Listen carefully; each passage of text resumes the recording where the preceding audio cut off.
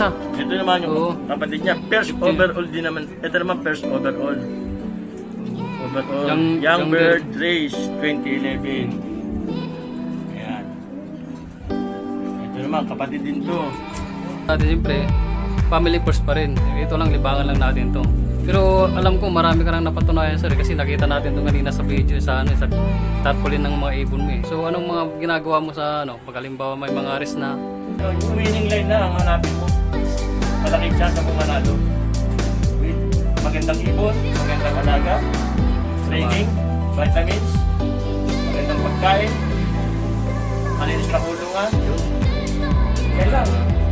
Basic lang, mananalo ka na yan. Swerte na lang ang kailangan. yun. Salamat kayo sir at nabigyan tayo ng konting idea doon sa paano pag-alaga at pagkuha ng mga magagandang ibon. Kasi kung kukuha ka rin ng ibon na talaga ng hindi maganda, so malaking tansa mo na hindi rin dudulo ng ibon mo. So kung kukuha kayo ng mga ibon na kung maglaro kayo sa karera, so magandang ibon na lang yung nyo, kunin nyo para hindi sayang din yung patuka nyo, yung gastos nyo. Oy, mahal ang patuka eh. Kasi hindi rin biro ang pag-alaga ng ibon. Bumili ka ng pangit na ibon, papakain mo, mahal na patuka rin. Oo. Bumili ka ng magandang ibon, mahal din ang patuka. Parehas Bumili ka din. na ng maganda. Oo. Diba?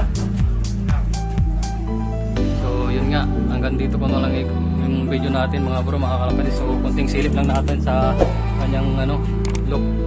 So ayan yung look niya, sir. So ang gandang viewing nitong look ni sir. Nasa third floor tayo mga bro, mga kalapatid. Ayan kung napapansin nyo. So malaking advantage na rin kay sir na nandito yung look niya sa taas. Ayan.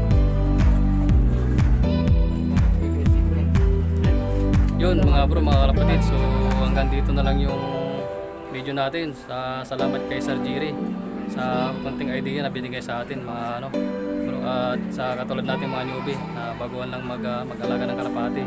Salamat sa kanyang idea na binigay. So hanggang dito na yung video natin mga kapits. Kung hindi ka pa nakasubscribe sa YouTube natin, sa channel natin mga kalapatids, subscribe ka na mga kalapatids at hit mo na rin yung bell button mga kalapatids para lagi ka updated sa ating mga bagong videos. So happy tayo mga kalapatids. Pulok TV mga kalapatids, sign out. Peace. Walang ibang bisyo mga kalapatids, kalapati lang.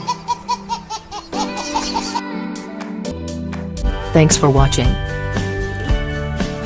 Like, Comments share, and subscribe.